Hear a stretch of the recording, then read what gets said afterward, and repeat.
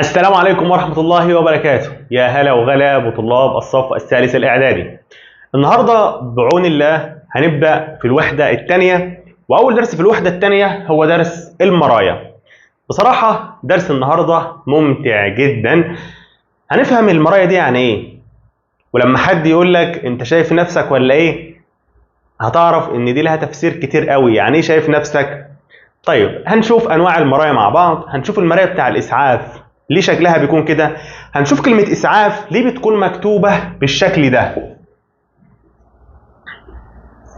ليه كلمه اسعاف بتكون مكتوبه بالشكل ده؟ عشان يعني الناس ما تعرفش تقراها ولا ايه؟ ده اللي احنا هنعرفه ان شاء الله يا ابطال.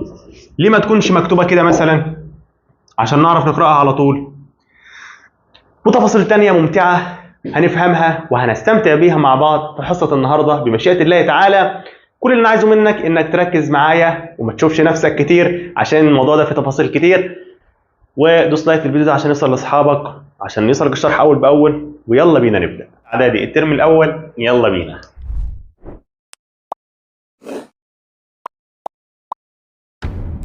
طيب بسم الله والصلاة والسلام على رسول الله. اللهم صل وسلم وزد وبارك على سيدنا محمد.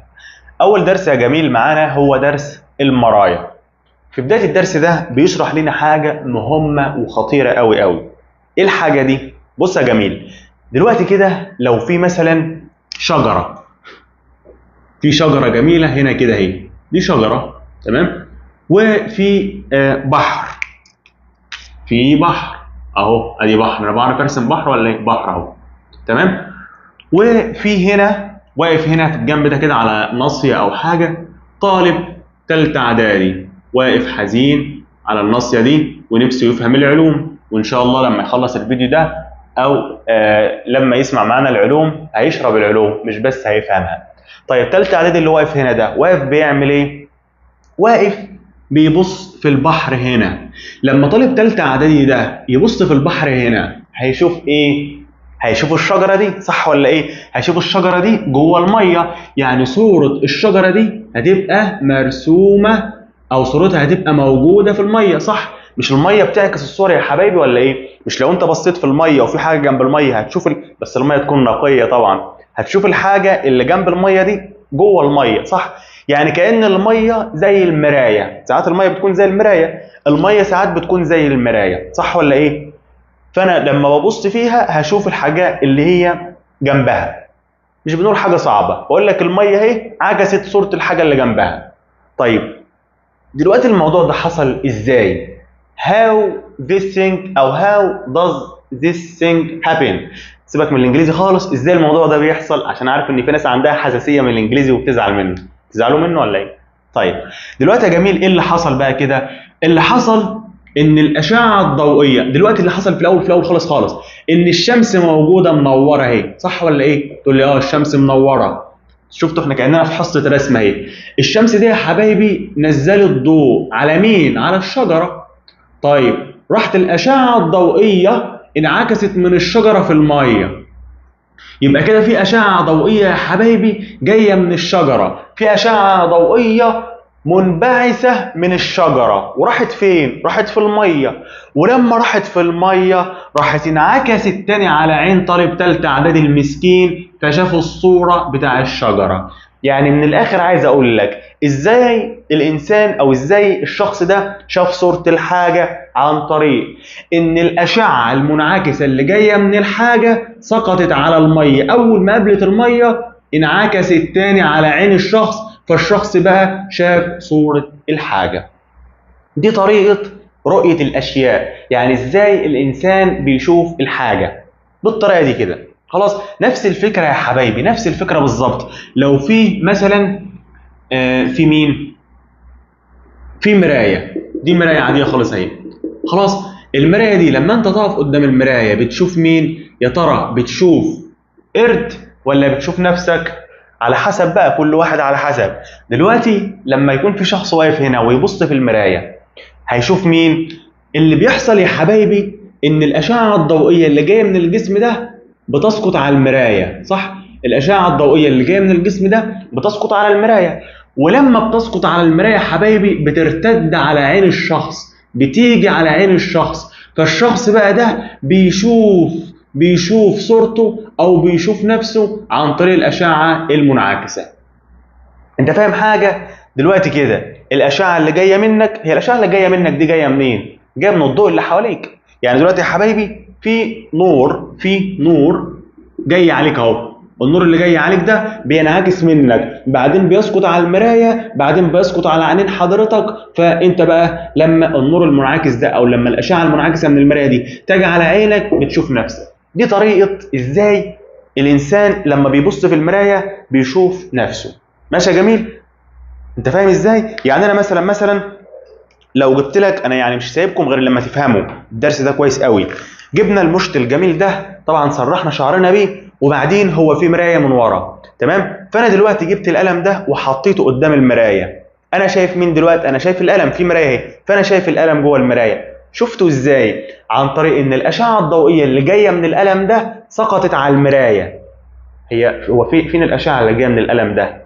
اشعه انا مش شايفها، يعني الاشعه اللي هي النور يا جماعه، الجو اللي منور دلوقتي كده، اللي هي الاضاءه دي، الاضاءه بقى اللي جايه من القلم ده سقطت على المرايه اهي، سقطت على المرايه، تمام؟ وبعدين ارتدت على عيني، فانا بقى شفت صوره القلم كده. خلاص؟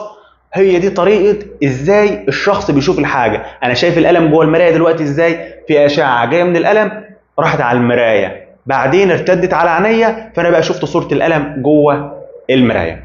خلاص يا حبايبي؟ هو يعني ايه اشعه ضوئيه؟ الضوء، اشعه الضوء نفسها، بس كده. هو ده الدرس. تقول لي يعني خلصنا خلاص نقفل الفيديو؟ لا اصبر عليا، دي مقدمه الدرس. بيقول لك ازاي بنشوف الحاجات في الميه او ازاي بنشوف الحاجات في المرايات. قال لك عن طريق ظاهره جميله لذيذه اسمها ظاهره انعكاس الضوء.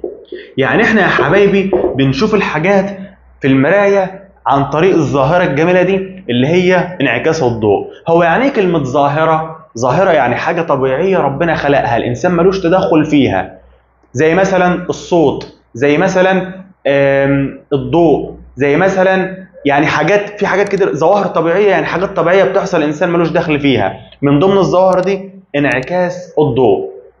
هو يعني ايه انعكاس الضوء؟ انعكاس الضوء بكل بساطه يا حبايبي يعني مثلا لما يكون في مرايه قدامك اهي، المرايه دي لو سقطت عليها اشعه ضوئيه، يعني سقط عليها ضوء، ايه اللي هيحصل للاشعه الضوئيه دي؟ الاشعه الضوئيه الضوء ده يعني هينعكس، هيرتد. هو ده انعكاس الضوء. يبقى انعكاس الضوء يا حبايبي هو ارتداد، كلمه ارتداد يعني رجوع. رجوع مين؟ الأشعة الضوئية. ارتداد الأشعة الضوئية عندما تقابل سطح عاكس. ده سطح عاكس يعني حاجة بتعكس يا جماعة زي المراية كده.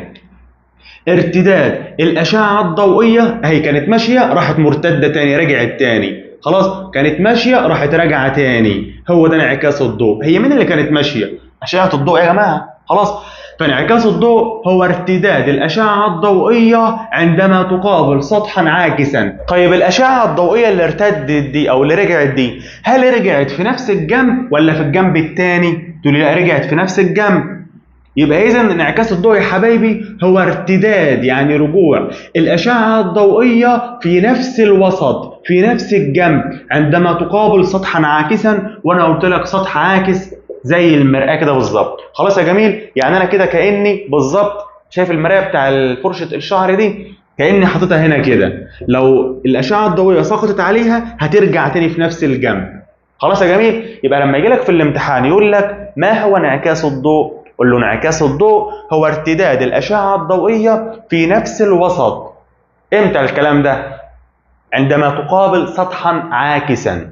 بس كده، ده معنى انعكاس الضوء. طيب لما يقول لك برضو ازاي بنشوف نفسنا في المراية، يعني انا دلوقتي ازاي بشوف نفسي في المراية؟ ما تقولوش بنشوف نفسنا في المراية عشان بنبص فيها، طبعا انا مش مسؤول عن اللي ممكن يحصل لك ساعتها.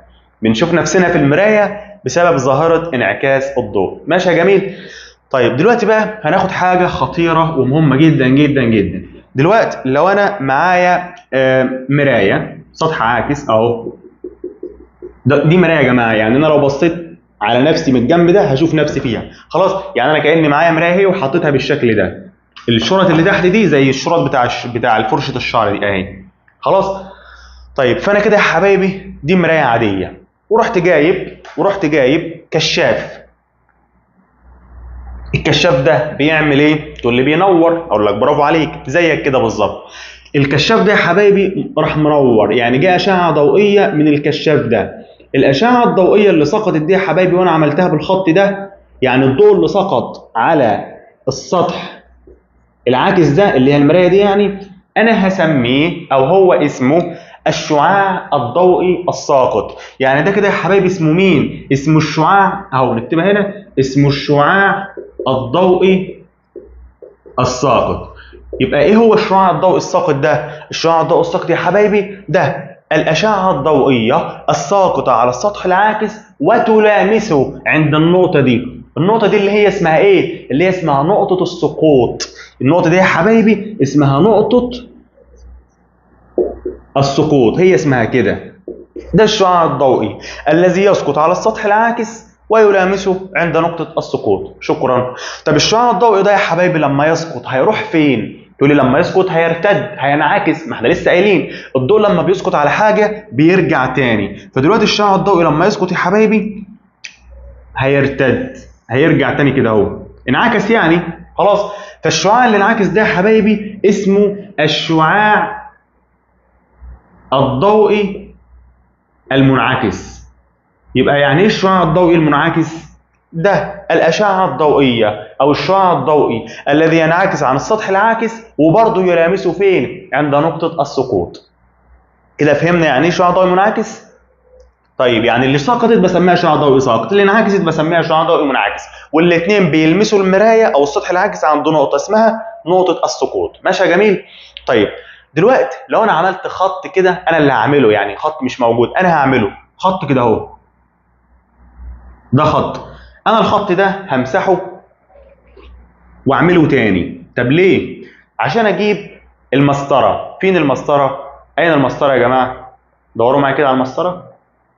المسطره اهي، لقد وجدت المسطره. هجيب المسطره الجميله بتاعتي، مثبت المسطره هذه كده اهو، هعمل خط. دلوقتي يا حبايبي الخط اللي انا عملته ده عمودي ولا مش عمودي؟ تقول لي يعني ايه عمودي؟ عمودي يعني بيعمل زاويه 90، يعني بيعمل زاويه مع السطح العاكس 90. تقول لي اه صح عمودي اهو، نازل عمود. عمودي يعني الزاويه دي كده اهو يا حبايبي، دي كلها كده زاويه قايمه، يعني زاويه مقدارها 90. فالعمود اللي انا عملته دلوقتي ده او الخط اللي انا عملته ده، هو انا عملته ليه؟ هتعرف دلوقتي. بس خليك عارف ان الخط اللي انا عملته ده عمودي على السطح العاكس. يعني ايه عمودي؟ يعني بيعمل زاويه قائمه، زاويه 90. اللي انا عملته ده يا حبايبي هسميه العمود المقام. هو انا ليه سميته العمود؟ عمود عشان هو عمودي بيعمل زاويه 90. مقام منين؟ مقام من نقطه السقوط. خلاص؟ طيب العمود المقام ده موجود ولا انا خط وهم انا عامله؟ لا ده خط وهم انا عامله، مش موجود يعني. خلاص يا جميل؟ طيب دلوقتي بقى عايز اقول لك ايه؟ عايز اقول لك ركز معايا. الزاويه دي نعملها بالاحمر، ماشي؟ الزاويه دي اللي هي محصوره ما بين الشعاع الضوئي الساقط والعمود المقام اسمها زاوية السقوط. اسمها مين؟ اسمها زاوية السقوط. خلاص؟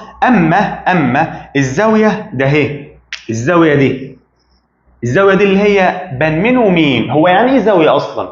زاوية يا جماعة اللي هي بتكون ما بين خطين، يعني مثلا كده أهو، دي كده زاوية، دي كده القلمين دول مع بعض عاملين زاوية معينة، الزاوية دي كده بتصغر، أنت فاهم؟ الزاوية يا جماعة زي المثلث كده، تحبوا الرياضة ولا إيه؟ هي دي كده زاوية. فالزاوية دي كده اهو اللي هي بين الخطين دول كده اهو اسمها زاوية الانعكاس. اسمها زاوية مين؟ الانعكاس. زاوية الانعكاس دي محصورة بين مين ومين؟ أو محشورة بين مين ومين؟ محشورة ما بين، لا خلاص بلاش محشورة دي، محصورة ما بين الشعاع الضوئي المنعكس والعمود المقام. ماشي يا جميل؟ كده فهمت زاوية الانعكاس؟ زاوية السقوط اللي محصورة بين الشعاع الساقط والعمود المقام. أما زاوية الانعكاس دي المحصورة بين الشعاع الضوئي المنعكس والعمود المقام. هو يعني الشعاع الضوئي المنعكس؟ يعني الأشعة الضوئية المنعكسة عن السطح العاكس بس بتلمسه عند نقطة السقوط. هو احنا بنشرح في ايه دلوقتي؟ بنشرح في مصطلحات مهمة هنحتاجها في الدرس ده. طب بتيجي في الامتحان كتير جدا جدا جدا. خلاص؟ طيب يبقى كده يا حبايبي عرفنا يعني ايه شعاع ضوئي ساقط، يعني ايه شعاع ضوئي منعكس، يعني ايه زاويه السقوط، يعني ايه زاويه الانعكاس. طيب انا دلوقتي عايزك تكتب في التعليقات تعريف الشعاع الضوئي المنعكس. فكر كده يعني ايه واكتبه عشان اطمن ان انت متابع الشرح وفاهم كويس. ودلوقتي تعالوا نتكلم عن حاجه في غايه الاهميه والخطوره ولازم تيجي في الامتحان. ايه الحاجه دي؟ الحاجه دي بكل بساطه اسمها قانون انعكاس الضوء.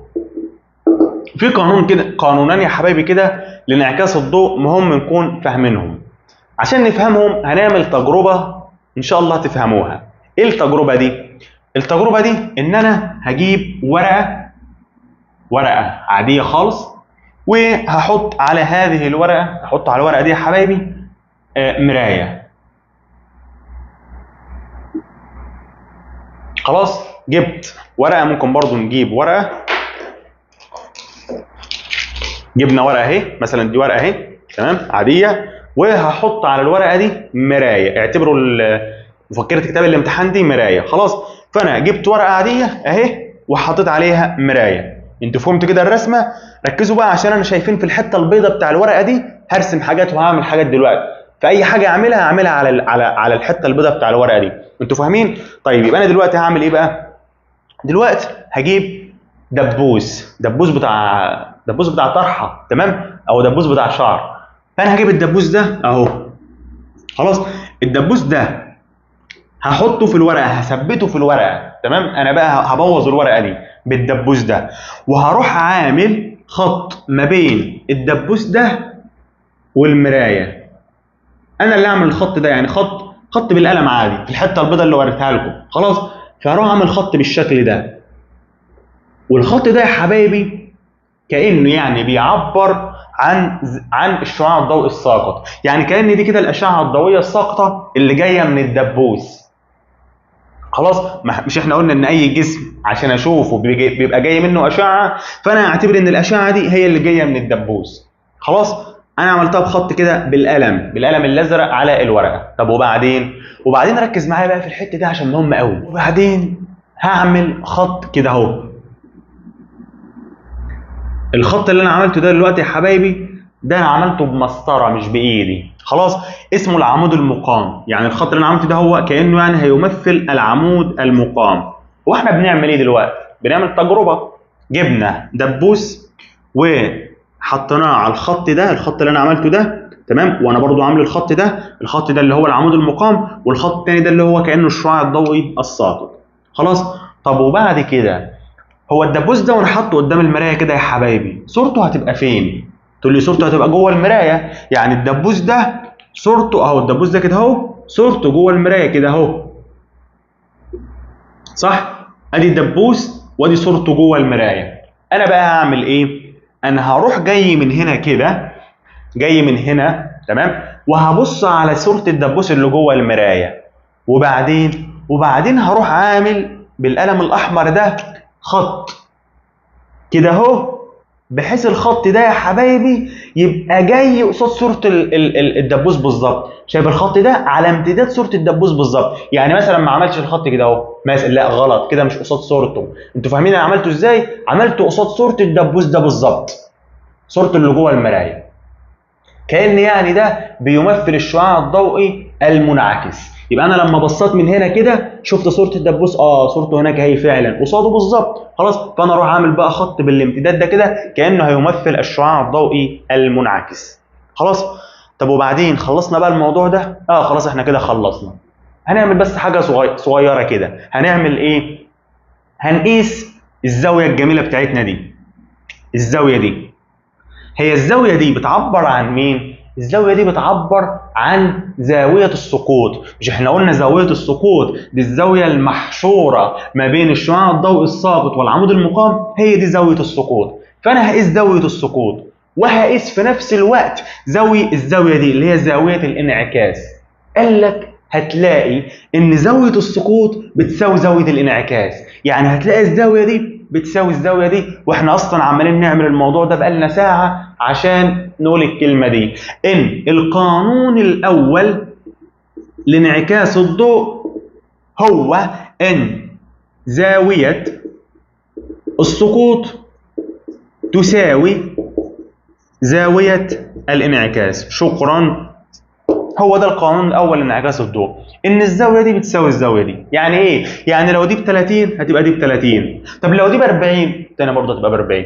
خلاص. قال لك انت بقى يعني براحتك بعد ما تخلص الفيديو ودي الدبوس هنا وعيد التجربه من تاني، وودي الدبوس هنا وعيد التجربه، فاهمني؟ يعني غير مكان الدبوس كل مره واشتغل، هتلاقي ان دايما دي بتساوي دي اللي هي مين؟ زاويه السقوط، بتساوي دي اللي هي مين؟ زاويه الانعكاس. يبقى هو ده يا حبايبي القانون الاول اللي هو بيقول زاويه السقوط بتساوي زاويه الانعكاس. اتفقنا؟ طيب انا قلت ده القانون الاول صح؟ معنى كده ان في القانون الثاني؟ اقول لك برافو عليك، ما شاء الله عليك نبيه، طالما في القانون الاول يبقى في القانون الثاني، صح. القانون الثاني بقى ايه؟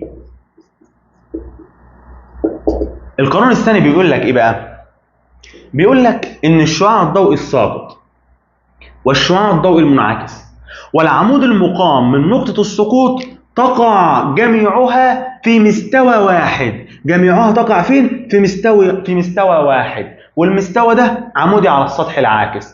تقول لي وانا بصراحة مش فاهم قوي القانون ده. هقول لك طب نكتبه كده بالعربي ونحاول نفهم. بيقول لك الشعاع الضوئي الساقط والشعاع الضوئي المنعكس والعمود، انا عارف ان خطي زي الفل بس حاول تقراه عادي، والعمود المقام من نقطة السقوط تقع جميعها في مستوى واحد عمودي على السطح العاكس. سيب لي بقى نفسك لو انت مش فاهم القانون التاني ده. بص يا جميل بكل بساطة وسهولة وكل حاجة ان شاء الله. دلوقتي كده يا حبايبي لو دي المراية، دي كده المراية، خلاص ركز، وده كده دي مراية عادية خالص اهو، دي مراية اهي، تمام؟ مراية زي المراية اللي في المشط او فرشة الشعر. دلوقتي يا حبايبي لو افترضنا ان ده الشعاع الضوئي الساقط، الشعاع الضوئي اللي سقط، وده العمود المقام من نقطة السقوط، وده الشعاع الضوئي المنعكس، فهو شكلهم بيبقى زي ما انا عامل بالاقلام دي كده بالظبط. معنى انهم في مستوى واحد يعني زي ما انا عامل كده بالظبط. تقول لي طب لو مش في مستوى واحد هيبقى عاملين ازاي؟ كنت هتلاقي مثلا واحد من هنا كده، هل كده هم في مستوى واحد؟ في مستوى واحد يعني كده يا حبايبي مع بعض في نفس المستوى مع بعض، في نفس حاجه اسمها البلين مع بعض في نفس الجنب، خلاص. فده معنى انهم في مستوى واحد.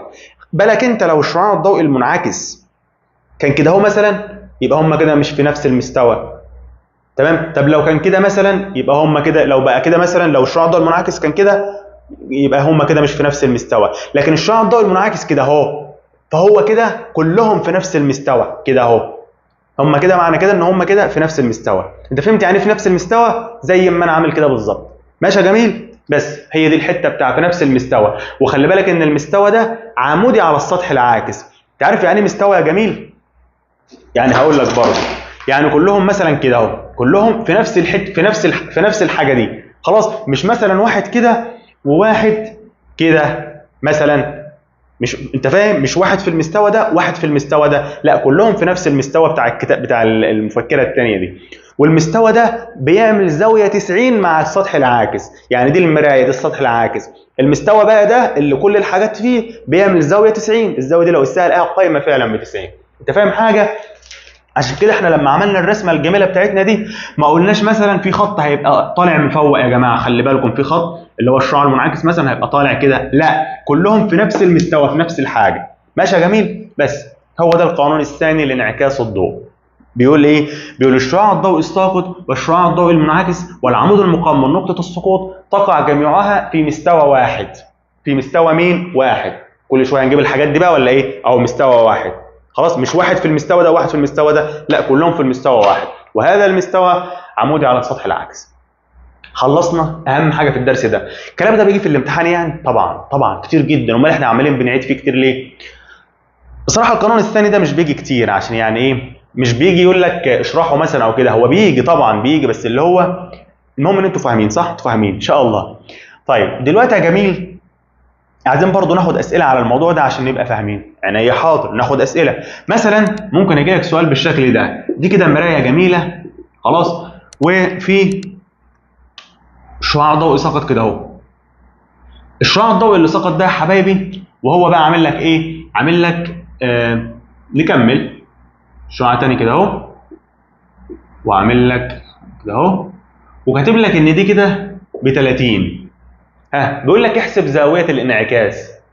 تقول له ايه السهوله اللي انت فيها دي؟ طبعا ب 30. اقول لك صح، انت مش بتسمع اي شرح برضه. طالما دي ب 30 اللي هي زاويه السقوط، بهزر معاكم على فكره، طالما دي ب 30 اللي هي زاويه السقوط، تبقى الثانيه برضه ب 30 اللي هي زاويه الانعكاس. خلاص. طب افترضنا هو صعب الموضوع عليكم شويه، وراح كاتب لك هنا دي اللي ب 30، وقال لك قول لي بقى يا عم الشاطر زاويه الانعكاس هتبقى بكام؟ تبص كده وتقول لي هقول لك هتبقى بكام. دلوقتي يا جميل، العمود المقام ده بيعمل زاويه مقدارها 90. ما هو عمود يبقى بيعمل زاويه مقدارها 90. اخدنا منهم 30 هنا، اتبقى معايا كام من ال 90؟ اتبقى معايا 60. يعني زاويه السقوط دي ب 60. عرفت ازاي؟ ما انا قلت لك بقى اهو، دي كلها كده ب 90. خلاص، دي كلها ب 90. العمود ده بيعمل واحده ب 90. خدنا منهم 30 في الزاويه اللي تحت، يبقى الزاويه اللي فوق ب 60 اللي هي بقت 90. يبقى طالما السقوط ب 60 تبقى الثانيه ب 60. فهمت؟ عشان بتيجي في الامتحان. خلاص. هو انا عرفت منين ان زاويه السقوط بتساوي زاويه الانعكاس؟ صاحبك ده القانون ده، القانون الاول انعكاس الضوء اللي بيقول زاويه السقوط بتساوي زاويه الانعكاس. ماشي يا جميل؟ طب ناخد سؤال كمان. حاضر، ناخد سؤال كمان. السؤال بقى ده كويس، يعني محتاج تركزوا معايا فيه. لو دي مثلا مرايه، ودي كمان مرايه، يعني انا حاطط مرايتين كده، ايه، واحده كده اهو، واحده كده، مرايتين. خلاص. يعني انا لو بصيت هنا كده هشوف نفسي، ولو بصيت برضو هنا هشوف نفسي. تخيل معايا، دي مرايه ودي مرايه. طيب وبعدين يا جميل راح ساقط شعاع كده اهو، ماشي، وهو كاتب لك هنا ان ده كده ب 30. هو كتب ان دي كده ب 30 وسابك لوحدك وقال لك كمل يا باشا الرسمه دي. قال لك اكمل مسار الاشعه. ده سؤال بيجي في الامتحان عادي. طب هنكمله ازاي مسار الاشعه؟ بص يا جميل، طالما الشعاع ده سقط كده اهو والزاويه دي ب 30، يبقى انا هروح عامل التكمله بتاعته كده اهو، كده اهو. يعني ده كده المنعكس. الشعاع اللي انا عملته الازرق ده المنعكس عن المرايه دي. خلاص. ولما اعمل العمود المقام، العمود المقام ده اهو كده اهو، هروح كاتب هنا 60. اشمعنى؟ انا بقى لسه قايل لك طالما دي ب 30 يبقى الثانيه ب 60. طالما اللي تحت كانت ب 30 تبقى دي ب 60. خلاص. لان الاثنين مجموعهم 90. ما هو العمود المقام بيعمل زاويه مقدارها 90. خلاص. فطالما دي ب 30 يبقى دي ب 60. اتفقنا؟ طب تبقى دي بكام؟ برضه ب 60. ما هي زاويه السقوط بتساوي زاويه الانعكاس. طالما دي ب 60 تبقى دي ب 60. تبقى دي بكام يا جماعه؟ اللي فوق دي اللي في المثلث دي تبقى بكام؟ تبقى ب 30. عرفت ازاي؟ ما انت ركز بقى معايا. مش يا جميل، العمود المقام ده بيعمل زاويه 90، اخدنا منهم 60 في الزاويه الضيقه دي اللي هي الانعكاس، يتبقى معايا 30 لان كلها ب 90. صح معايا ولا ايه؟ دي كلها كده، الزاويه دي كلها كده اهو، كده اهو ب 90. اخدنا منهم 60 في دي بس، اتبقى لي 30 هنا. خلاص. طب وبعد كده هنعمل ايه؟ بعد كده انت عندك في المثلث الجميل ده دي زاويه ب 90 عادي، وانتوا شاطرين في الرياضه وعارفين ان مجموع زوايا المثلث 180. مجموع زوايا اي مثلث ب 180. فطالما انت عندك دي ب 90 ودي ب 30، يبقى اكيد الزاويه الاخيره دي بكام؟ ب 60. الزاويه الاخيره دي هتبقى ب 60 عادي. خلاص. عرفت منين؟ ما انت عندك 90 زائد 30 زائد 60 ب 180. عرفت منين؟ من الرياضه. ما الرياضه بتقول لك ان مجموع زوايا المثلث ب 180. خلاص. طب بعدين هنعمل ايه بقى؟ طالما دي ب 60 يبقى اكيد زاويه السقوط بتاع الشعاع اللي سقط ده ب 30. ما هو الاثنين بيكملوا بعض، واحده ب 60 تبقى الثانيه ب 30 عشان نكمل ال 90 بتاعتنا. خلاص يا جميل؟ فانا لما اعمل الشعاع ده كده اهو، الشعاع ده طبعا سقط على المرايه دي فهينعكس عن المرايه دي برضه. ولما اعمل العمود المقام اللي انا اعمله هنا تبقى الزاويه دي بكام؟ تبقى الزاويه دي ب 30. عرفت ازاي؟ مش هقول لك بقى، مش هقول لك ولا اقول لك؟ اقول لك على السريع. مش ده عمود مقام؟ تمام. وعمود مقام يعني بيعمل دي كلها المفروض ب 90، اخدنا منها تحت 60 اتبقى لي 30. تبقى دي كمان ب 30 لان السقوط بتساوي الانعكاس. يبقى انا كده حليت السؤال وكملت مسار الاشعه زي ما هو عايز.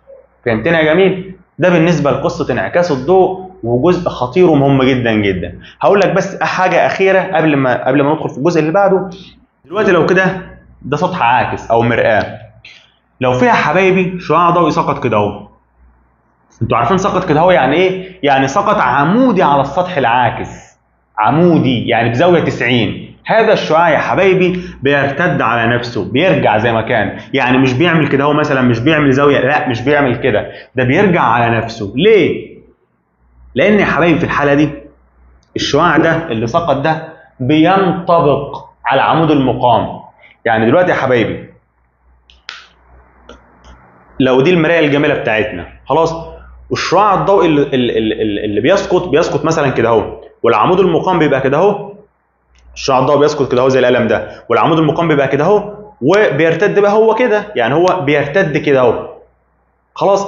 اما الشعاع صاحبك اللي سقط ده فهو راح سقط كده اهو، يعني هو مثلا اللي بالاحمر ده سقط منطبق على العمود المقام. يعني تخيل معايا ان القلم الاحمر ده هو اللي سقط، والقلم الاسود ده العمود المقام، هو بقى سقط كده اهو، يعني منطبق على العمود المقام، يعني مفيش زاويه بينه وبين العمود المقام، الزاويه بينه وبين العمود المقام بصفر، يعني زاويه السقوط بصفر وزاويه الانعكاس بصفر. يبقى هذا الشعاع اللي سقط بالشكل ده هيرتد على نفسه. فلما يجي لك في الامتحان يقول لك ماذا يحدث للشعاع الضوئي الذي يسقط عمودي؟ يعني ايه عمودي؟ يعني بيعمل زاويه 90. ماذا يحدث للشعاع الضوئي الذي يصنع او الذي يسقط عمودي على السطح العاكس؟ قل له يرتد على نفسه، بيرجع زي ما كان. طب لما يقول لك علل ليه بيرتد على نفسه؟ ليه بيرجع على نفسه؟ قل له لان زاويه السقوط تساوي زاويه الانعكاس تساوي صفر. ليه بصفر؟ لان كده الاثنين منطبقين على بعض، الاثنين خلاص، العمود المقام والشعاع الساقط الاثنين لازقين في بعض. خلاص يا جميل؟ طيب كانه اهو ده مثلا بدل ما يسقط بالشكل ده، لا ده سقط كده اهو، سقط منطبق على العمود المقام، يبقى الزاويه بينه وبينه بصفر. ماشي يا جميل؟ ده بالنسبه لقوانين انعكاس الضوء، قصه انعكاس الضوء. مستمتعين بالحصه يا جماعه؟ حاسين ان احنا كده مع بعض وكده صح؟ انا بصراحه حاسس، يعني انا حاسس ان في ناس قدامي دلوقتي، في ناس بتبتسم كمان وفاهمه الكلام، ودي اكتر حاجه بتبسطني من جوه. يبقى بلغوني في التعليقات بحاجه زي كده. همسح السبوره وهندخل على جزء مهم جدا دلوقتي يا حبايبي. عايزين نعرف ايه هي انواع المرايا، انواع المرايات. يعني المرايه، قال لك المرايا يا حبايبي قد تكون مرايا مستويه او مرايا كريه، تنطق بتتقال كريه او كريه، يعني اللي هي يعني قد تكون مقعره او محدبه. والمرايا الكريه دي يا حبايبي اللي هو يعني بيكون سطحها العاكس جزء من كره جوفاء. يعني لو في كره دلوقتي كده اهو، الكره دي ازاز، كره ازاز، وانا بصيت على السطح ده وشفت نفسي، يعني السطح ده بقى هو السطح العاكس، فدي هسميها مرآة مقعرة. يعني المرآة المقعرة سطحها العاكس هو الجزء الداخلي من الكرة الجوفاء، أما المرآة المحدبة فسطحها العاكس هو الجزء الخارجي لكرة جوفاء. كأن معك معلقة بالظبط عشان تفهمني بقى كده، مش يعني أنت كده هتفهم بقى قوي. أدي معلقة جميلة، معلقة كبيرة كمان عشان تاكل بيها براحتك. المعلقة دي لما تكون جديدة تمام وتبص في المعلقه دي من هنا هتشوف مين؟ هتشوف نفسك صح؟ فلما ابص على المعلقه من هنا، لو بصيت من هنا كده المعلقه هتعتبر مرآة مقعره، مقعره قدامك اهي، مقعره اهي تمام. لكن لو بصيت من هنا يعني من السطح الخارجي للكره، لو هتخيل ان دي كره فده السطح الخارجي بتاعها، فلو بصيت من هنا وشفت نفسي فدي هتعتبر مرآة محدبه. انسى المرايا الكريه دلوقتي، لو انت ما فهمتش احنا قلنا ايه مش مهم، هنشرح بس المرايا المستويه الاول وبعدين نشرح المرايا الكريه. انسى دي خالص، مش فاهمها مش مشكله، انساها دلوقتي. المرايا المستويه، ايه هي المرايا المستويه؟ هي المرايا اللي عندنا في البيت، المرايا اللي في فرشه الشعر دي اهو، والمرايا اللي في درع اليوتيوب دي، والمرايا المرايا بقى اللي انتوا بتقعدوا قدامها تسرحوا شعركم بالساعات والكلام ده، يبقى قالوا له الوقت شويه نصيحه يعني. خلاص؟ طيب مالها المرايا المستويه بقى؟ لو انا يا جميل جبت مرآة مستويه، ادي مرآة مستويه، هو ايه الخطوط اللي انا بعملها دي؟ يعني الخطوط دي عشان تفهم يعني ان المرايه دي محطوطه بالشكل ده. يعني لو بصيت من هنا كده اهو انا شايف نفسي دلوقتي كده اهو، خلاص. ومن ورا لو بصيت مش هشوف حاجه، لو بصيت مش هشوف حاجه. فهمت معنى الخطوط دي ايه؟ معناها انها ايه؟ يعني الجزء اللي ورا بتاع المرايه هو اللي فيه خطوط ده، خلاص. لكن لو بصيت من هنا كده هشوف نفسي. ماشي يا جميل. طيب دلوقتي كده لو في طالب ثالثه اعدادي برضه وقف كده هنا،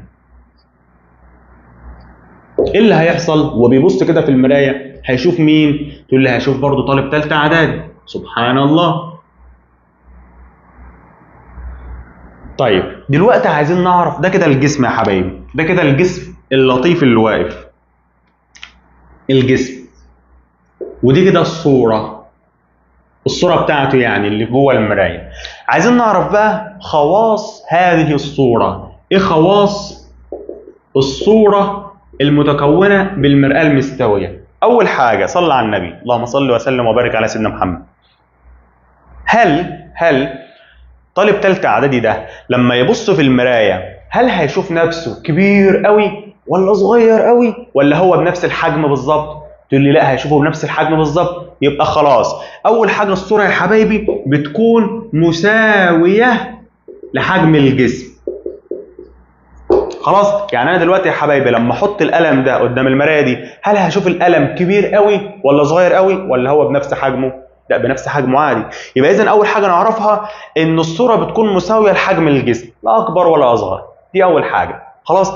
طيب تاني حاجه يا جميل، طالب ثالثه اعدادي الجميل ده لما يبص في المرايه هل هيشوف راسه فوق ورجليه تحت زي ما انا عامل كده ولا هيشوف راسه تحت ورجليه فوق؟ هل هيشوف اللي بالاحمر ده؟ هتضحك وتقول لي لا مش هيشوف طبعا كده. ازاي ده؟ هو ممكن يبقى يشوفه كده؟ يا سلام عليك، ايوه ممكن يبقى يشوفه كده على فكره في المرايه الكوريه زي ما هنعرف بعد ما نخلص المستوي، خلاص. فتاني حاجه يا حبايبي عايزك تعرفها ان صوره الجسم بتكون معتدله. الصوره بتكون معتدله. هو احنا بنعمل الكلام ده ليه؟ عشان ممكن يجي في الامتحان. يبقى انت لما بتبص يا ابو ازرق ده اللي لونه ازرق ده لما يبص في المرايه هيشوف ابو ازرق التاني ده، يعني صورته هتبقى معتدله زي ما هي، الصوره معتدله. ماشي يا جميل. بعدين عايز اقول لك حاجه خطيره ومهمه جدا جدا. دلوقتي يا جميل لو انا جبت الكشكول الجميل ده ورحت كاتب عليه كده اهو كلمه، نكتب عليه كلمه ايه يا جماعه؟ حد كده يقول اسمه. نكتب ايه؟ مثلا نكتب كلمه ضوء زي ما مكتوب عندكم في الكتاب، خلاص. ورحت ماسك الكشكول بالكلمه دي اللي كان هيقع دلوقتي ورحت حاطه قدام المرايه. يعني لو الصباره دي مثلا مرايه وانا رحت حاطط الكشكول ده قدام المرايه، كلمه ضوء يا حبايبي هشوفها في المرايه بالشكل ده كده اهو، كده بالظبط. فانا كلمه ضوء قدامكم معدوله اهي، لكن لما ابص على المرايه واشوفها او لما احطها قدام المرايه وابص عليها بالشكل ده هلاقيها كده اهو، كده. دي الصوره بتاعتها. ابقى اعملوا بس كده الموضوع ده في البيت هتلاقوها كده بالظبط. يعني انا لو جبت فرشه الشعر دي اللي هي المرايه دي وبصيت على كلمه ضوء مكتوبه زي اللي على السبوره بالظبط، مش عارف هعرف اوريها لكم ولا لا، بس انتوا بقى اعملوها مع نفسكم في البيت وهتشوفوها بالشكل ده. اكتبوا كده كلمه عاديه بالشكل ده وحطها قدام المرايه هتلاقيها بتتكتب بالشكل ده. بالشكل ده يا حبايبي يعني معكوسه الوضع. يعني ايه معكوسه الوضع؟ كلمه معكوسه الوضع بالبلدي كده يعني اليمين شمال والشمال يمين. يعني بص كده دلوقتي انا كاتب دلوقتي كده كلمه ضوء من على ايدي اليمين، صح؟ يعني انا عامل ضوء من على ايدي اليمين. طيب لما احطها قدام المرايه هلاقي انها مكتوبه من الشمال، يعني هلاقي حرف الدال على ايدي الشمال اللي جوه المرايه. انت فاهم؟ يعني بتبقى معكوسه الوضع، اليمين شمال والشمال يمين. اهو انا كاتب حرف الضاد عند ايدي اليمين لكن في الصوره هتلاقي حرف الضاد عند ايدي الشمال. دي لو مش فاهمها قوي يعني، خلاص. يبقى الصوره يا حبايبي بتكون معكوسه الوضع بالنسبه للجسم. ماشي يا جميل؟ طيب هو بكتب برضو الكلمه دي وانت تفهم قصدي كويس. ودلوقتي اخويا الجميل اظن انت فاهم ليه دلوقتي بنكتب كلمه اسعاف بالشكل ده وما كتبناهاش بالشكل ده على سيارات الاسعاف. فعشان تثبت المعلومه في دماغك اكتبها في التعليقات عشان لو جات لك في الامتحان تبقى فاكرها وعارفها كويس. دلوقتي عايز اقول لك ايه؟ دلوقتي عايز اقول لك ان المسافه بين الطالب ده او الشخص ده او الجسم ده والمراية هي نفس المسافة بين المراية والصورة. يعني لو المسافة بين الجسم والمراية 2 متر مثلا، هيبقى المسافة بين الصورة والمراية برضه 2 متر. تقول لي مش فاهم قوي. يعني دلوقتي كده لما انت تكون واقف بتبص على المراية قدامك اهي، لما بترجع صورتك اللي جوه بتبقى نفس في مكانها، ولا بترجع ما هي معاك؟ بترجع ورا يا جماعه، صح؟ يعني انا وانا برجع دلوقتي صورتي في المرايه بترجع، فانا لما ارجع دلوقتي كده انا خرجت من الكاميرا اصلا، هرجع بقى تاني. لما ارجع تاني دلوقتي كده صورتي اللي في المرايه بترجع. انت فاهم؟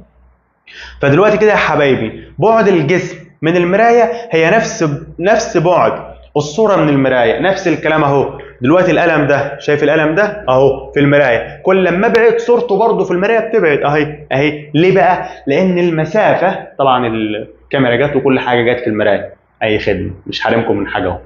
لان المسافه بين الجسم والمرايه هي نفس المسافه بين الصوره والمرايه. خطيره ومهمه جدا. خلاص يا جميل؟ يبقى دلوقتي كده بنقول ان بعد الجسم عن المرآة يساوي بعد الصورة عن المرآة. وانا كنت ممكن اكتبها كده وخلاص ومش لازم نشرح، بس لا، لازم نشرح عشان الطلبة تكون فاهمة. طب وبعد كده عايز اقول ايه؟ بعد كده عايز اقول ان دلوقتي كده الطالب ده لما بص في المراية، بص كده هو عشان يشوف نفسه، ولا بص كده عشان يشوف نفسه؟ تقول لي ولا كده ولا كده، ده بص كده اهو. اقول لك صح، يعني بص في وشه، يعني بص كده اهو، هو واقف كده مظبوط، فبص في وشه شاف نفسه عادي، شاف جسمه عادي. خلاص؟ يعني عايز اقول لك من الاخر ان انا لو عملت خط ما بين الجسم والصوره، الخط ده يا حبايبي هيكون عمودي على المرايه، هيكون عمودي على السطح العاكس. يعني من الاخر الخط الواصل بين الجسم والصوره بيكون عمودي على السطح العاكس. يعني ايه عمودي؟ يعني بيعمل زاويه 90. انت فاهم؟ فانت دلوقتي لما بتبص في المرايه، هل بتبص كده عشان تشوف نفسك؟ لا، بتبص في وشك عادي. يبقى الخط اللي بينك وبين صورتك اللي جوه المرايه بيبقى عمودي على السطح العاكس ده. خلاص يا حبايبي؟ يبقى كده الخط الواصل بين الجسم والصوره عمودي على السطح العاكس. بنشرح في مين دلوقتي؟ بنشرح في خواص الصوره اللي بتتكون في المرايه المستويه، اللي المرايه اللي عندك في البيت. خلاص؟ اخر حاجه هنقولها يا جماعه ان دلوقتي كده لما طالب ثالثه اعدادي الجميل ده وقف قدام المرايه، شاف مين؟ تقول لي شاف عفريت ولا شاف نفسه؟ لا، شاف نفسه، ما شافش عفريت ولا حاجه، شاف طالب قمر جوه المرايه. دلوقتي كده يا حبايبي شاف نفسه ازاي؟ اتكبر يعني؟ لا، ما اتكبرش. دلوقتي يا جماعه ايه اللي حصل؟ اللي حصل ان الاشعه الضوئيه، ركز بقى معايا في دي، ان الاشعه الضوئيه اللي جايه من الجسم ده، اللي جايه من الشخص ده، سقطت على مين؟ سقطت على المرايه. يعني دلوقتي يا حبايبي مش احنا قلنا ان اي جسم طالع منه اشعه ضوئيه، جايه له منين الاشعه الضوئيه دي؟ جايه من الوسط المحيط. دي احنا قلناها في اول الدرس، في اول حصه النهارده. خلاص؟ دلوقتي كده الاشعه الضوئيه اللي جايه من الشخص ده لما سقطت على المرايه ايه اللي هيحصل لها؟ يقول لي هتنعكس فين؟ هتنعكس كده اهو. الامتدادات بقى بتاع الاشعه المنعكسه دي يا حبايبي، يعني انا لو شديت الاشعه المنعكسه دي يا حبايبي، لو شديتها هلاقيها هنا كده. يعني عايز اقول لك من الاخر ان هذه الصوره اللي اتكونت نتيجه امتدادات الاشعه المنعكسه دي. طب الاشعه المنعكسه دي رايحه فين؟ رايحه على عينين الجميل ده. انت فاهم حاجه؟ دلوقتي بنقول الراجل ده او هذا الشخص، عشان هو دلوقتي كده باصص في الحته دي، شايف رجليه اللي جوه المرايه، اللي هي صوره في الصوره، يعني اللي جوه المرايه، شافها ازاي؟ اللي حصل ان الاشعه الضوئيه جت من رجليه، راحت ساقطه على المرايه، وبعد ما سقطت على المرايه انعكست. حصل انعكاس الضوء اللي احنا بنشرح فيه بقالنا قرن ده. فراحت لما سقطت على المرايه انعكست، فلما انعكست الصوره اتكونت من الامتدادات بتاعتها جوه المرايه. يعني من الاخر الصوره بتتكون نتيجه امتدادات الاشعه المنعكسه. انعكست راحت فين؟ لما تقع بقى على عين الشخص ده هيشوف بقى الصوره بتاعته. فاذا انا بقول على هذه الصوره صوره تقديريه. صوره مين؟ تقديريه. يعني ايه كلمه صوره تقديريه؟ كلمه صوره تقديريه يا حبايبي يعني حاجتين، اول حاجه انها اتكونت نتيجه تلاقي امتدادات الاشعه المنعكسه او من الامتدادات. خلاص، يعني الاشعه اللي انعكست الامتداد بتاعها، يعني لو شديتها كده جوه المرايه هي الصوره اتكونت بالشكل ده. دي حاجه. الحاجه الثانيه دلوقتي يا حبايبي، القلم ده هل انا اقدر استقبل صورته على مرايه ثانيه؟ هل اقدر اعمل كده؟ لا، ما اقدرش استقبل صوره القلم اللي جوه دي، ما اقدرش استقبلها على مرايه ثانيه او حاجه ثانيه. انت عارف في مرايات هناخدها لما مثلا القلم يبقى هنا كده، هتلاقي ان صوره القلم اتكونت هنا. يعني القلم يبقى هنا، يعني مثلا دلوقتي لو دي كده المرايه تمام وده شخص واقف، هتلاقي ان صورته اتكونت هنا مثلا او تحت شويه، المهم يعني هتلاقي انها اتكونت قدام المرايه. يعني ساعات الصوره مش بتبقى هنا، لا دي بتبقى هنا قدام المرايه، وساعتها هنقدر استقبلها بقى على مرايه ثانيه او حاجه ثانيه. الكلام ده لما تتكون قدام المرايه، لكن لو اتكونت ورا المرايه ما اقدرش استقبلها. فمن الاخر يا حبايبي عايز اقول لكم كلمه تقديريه يعني ما اقدرش استقبلها على حائل، يعني ما اقدرش استقبلها على مرايه ثانيه او جسم ثاني. ماشي يا جميل؟ يبقى الصورة اللي بتتكون بالمراية المستوية بتكون تقديرية. كلمة تقديرية يعني إيه؟ يعني بتتكون نتيجة تلاقي امتدادات الأشعة المنعكسة. دي حاجة. الحاجة الثانية لا يمكن استقبالها على حائل. تجيلك في الامتحان ليه بقول عليها تقديرية؟ عشان السببين دول، قول له عشان الحاجتين دول، لا يمكن استقبالها على حائل وبتتكون نتيجة تلاقي امتدادات الأشعة المنعكسة. ماشي يا جميل؟ طيب دي خواص الأشعة المنعكسة، دي خواص الصورة اللي بتتكون بالمراية المستوية. ادي عندنا 1 2 3 4 5 6، هم 6 بالظبط فعلا، ما نسيناش حاجه الحمد لله. عشان تنشط ذاكرتك كويس وتتاكد انك فاهم الشرح، عايزك تثبت الفيديو وتفكر مع نفسك ايه هي خواص الصوره المتكونه بواسطه المرآة المستويه. لما شخص يقف قدام مرآة مستويه، ايه خواص الصوره بتاعته اللي هتتكون جوه المرايه؟ فكر كده وشوف نفسك فاكر ولا ايه. ممكن يجي لك سؤال يقول لك ليه كلمه اسعاف بتتكتب كده؟ بتشوفوا انتوا كلمه اسعاف على العربيه بتتكتب كده ليه على عربيه الاسعاف؟ قول له عشان العربيات اللي قدامها، المرايه المستويه اللي في العربيات اللي قدامها اهي، دي مرايه مستويه اهي، هتعكس لي الكلمه دي، فلما تعكسها هتبقى معدوله. ما هي الكلمه دي معكوسه الوضع، طب لما تيجي على المرايه هتتعدل بقى خلاص. انت فاهم؟ يعني كاني مثلا لما نكتب